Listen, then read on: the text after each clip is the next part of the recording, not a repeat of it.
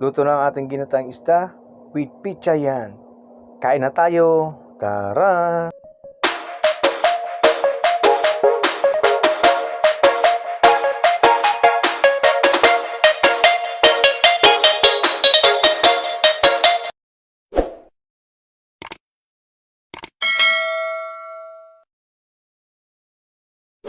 Araw sa ating lahat, tara po tayo maggagata raw ng isda. Yan. So meron tayong karpa, meron tayong parrot fish at isang tilapia. Ayan. So ating munang lilinisan yan bago natin lutuin.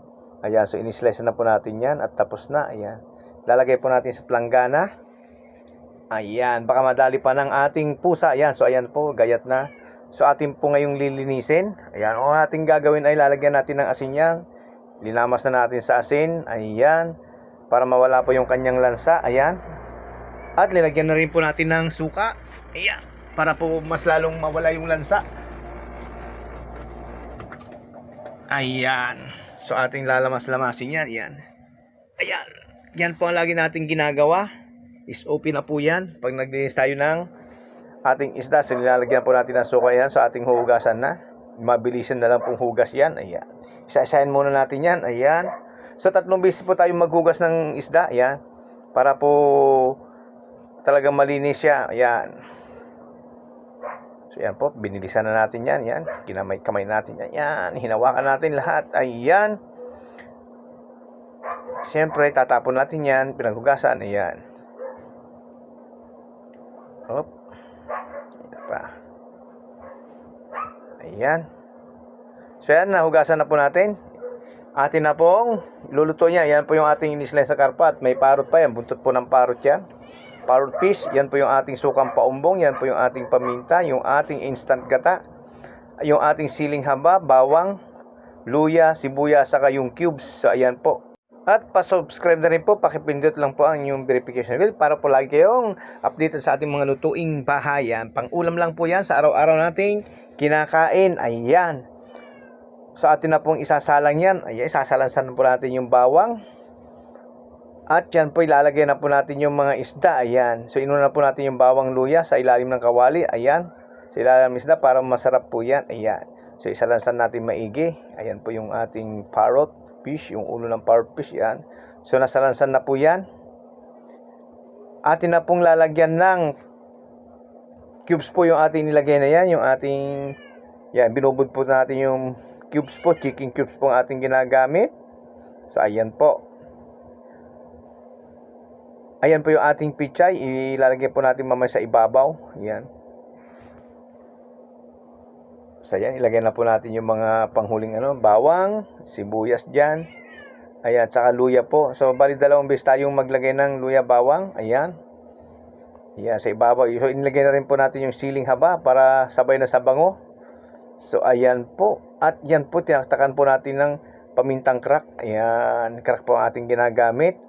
Ayan, damihan natin ng konti para po ay mabango. So ayan po. Ayan, so iayos lang natin ng konti. Ayan, salagyan na po natin ng ayan, ng suka at saka kanyang patis. So patis po ating ginagamit. So ayan po yung ating sabaw po yan. Ayan, pang sabaw natin. At yan na po yung ating sukang paumbong. Manamis-namis pong suka yan pag naluto. Ayan.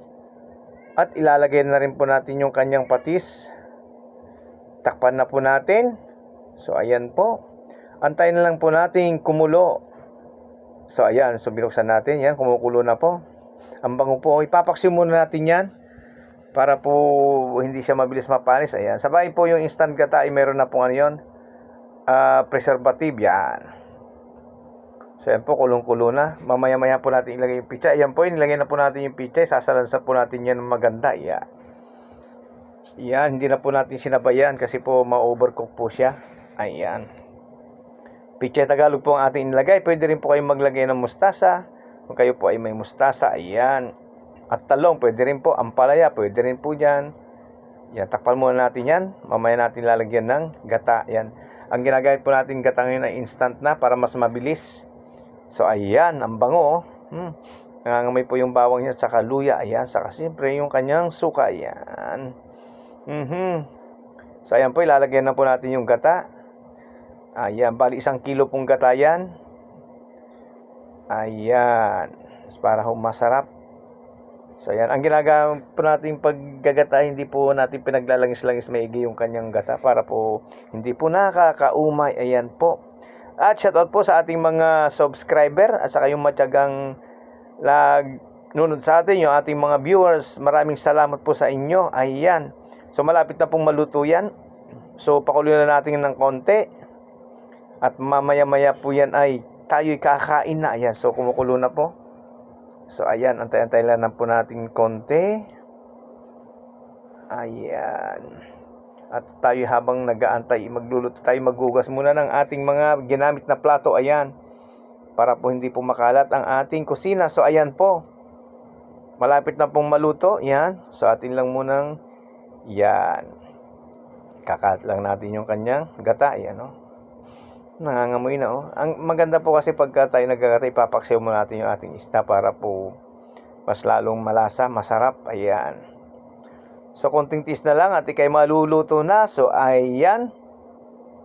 Takpan mo natin ng konti kasi igain natin ng konti yung kanyang sabaw. Ayan. So mga ilang minuto lang po yan. So ayan na po, bubuksan na po natin. Iyan. Ang bangot po talaga, oh. Yan, oh. Nakakagutom talaga.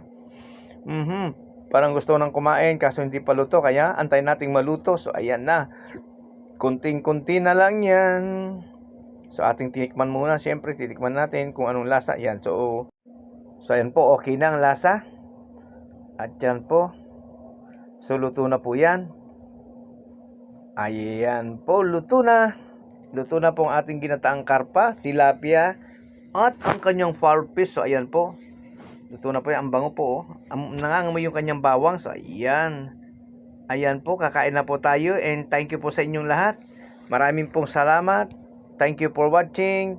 At syempre po, hanggang sa muli. Bye-bye.